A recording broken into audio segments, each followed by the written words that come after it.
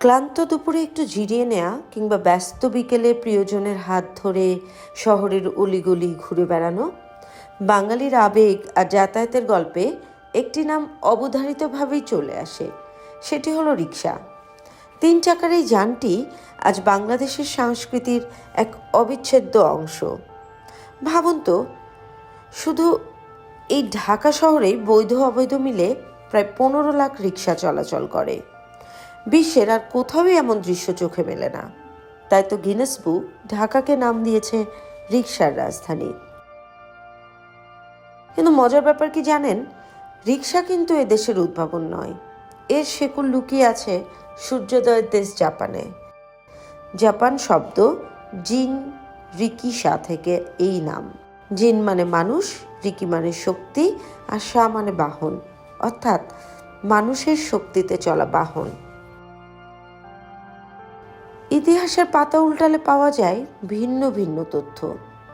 কেউ বলেন 1869 সালে জোনাথন স্কুবি নামে এক মার্কিন মিশনারি তার অসুস্থ স্ত্রীকে শহর ঘুরিয়ে দেখানোর জন্য 2 চাকার এক বিশেষ বাহন তৈরি করেছিলেন। আবার অনেকের মতে জাপানের এক রেস্তোরাঁ মালিক ইজুমি ইয়োসুকি প্রথম এই বাহনটি বাণিজ্যিকভাবে চালু করেন। শুরুতে রিক্সা ছিল 2 চাকার, সামনে লম্বা হাতল যা একজন মানুষ টেনে নিয়ে যেতেন। অনেকেই মনে করেন রিক্সা বুঝি শুরুতেই ঢাকায় এসেছিল, কিন্তু ইতিহাস বলছে ভিন্ন কথা। বাংলাদেশে রিক্সার প্রথম চাকা ঘোরে বন্দরনগরী চট্টগ্রামে, আজ থেকে তাও 100 বছরেরও বেশি সময় আগে, 1919 সালে। তৎকালীন বার্মা বা বর্তমানে মিয়ানমার থেকে রেঙ্গুনের জনপ্রিয় এই বাহনটি প্রথম চট্টগ্রামে প্রবেশ করে। সেগুলো ছিল আজকের মতো সাইকেল রিক্সা নয়, বরং মানুষের হাতে টানা রিক্সা। এরপর 1920-এর দশকে উত্তরের শহর রংপুরেও কিছু রিক্সা চলাচল করতে দেখা যায়। তাহলে আজকের এই পরিচিত সাইকেল রিক্সা ঢাকায় কবে এলো? এর শেকড় মূলত ভারতের কলকাতায়। 1930-এর দশকের মাঝামাঝি সময়ে কলকাতা থেকে প্রথম প্যাডেল চালিত সাইকেল রিক্সা বাংলাদেশে আসে। কিন্তু ইতিহাসবিদ মুনতাসির মামুনের মতে প্যাডেল চালিত যে রিক্সা আমরা দেখি সেটি মূলত এসেছিল সিঙ্গাপুর থেকে।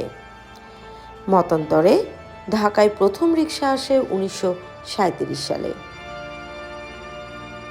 মমিনুল হক তার আত্মজীবনীতে লেখেন, ঢাকার প্রথম রিক্সার মালিক ছিলেন যদু গোপাল দত্ত। প্রথম রিক্সা চালকের নাম নরেশ। তিনি উল্লেখ করেছেন 1940 সালের শুরুর দিকে নারায়ণগঞ্জের বেলি ব্রাদার্স কোম্পানির এক কেরানি কলকাতা থেকে প্রথম একটি রিক্সা নিয়ে আসেন। এর আগে এই জনপদের মানুষ এমন অদ্ভুত কিন্তু আরামদায়ক বাহন দেখেনি। শুরুর দিকে ইউরোপীয় পাট রপ্তানিকারীরা ব্যক্তিগত ব্যবহারের জন্য এগুলো আনলেও ধীরে ধীরে তা সাধারণ মানুষের মধ্যে জনপ্রিয় হয়ে ওঠে। ঢাকায় রিক্সা আসার আগে শহরের মানুষ ঐতিহ্যবাহী ঘোড়ার গাড়ি, পালকি এবং শহরের খালে নৌকা ব্যবহৃত হতো। ধীরে ধীরে সেই স্থান রিক্সা দখল করে নেয়। 1941 সালেও যে ঢাকা শহরে রিক্সা ছিল মাত্র 37টি, সেই ঢাকা আজ বিশ্বের রিক্সার রাজধানী। Guinness book of world records ঢাকাকে এই আনুষ্ঠানিক স্বীকৃতি দিয়েছে। বর্তমানে শুধু ঢাকাতেই প্রায় 15 লাখ রিক্সা চলাচল করে। শহরের 40% মানুষ প্রতিদিনের যাতায়াতে এই 3 চাকার উপরেই ভরসা করেন। জাপান থেকে বার্মা, কলকাতা থেকে ঢাকা, এই দীর্ঘ পথ পাড়ি দিয়ে রিক্সা আজ বাংলাদেশের মাটির সাথে মিশে গেছে।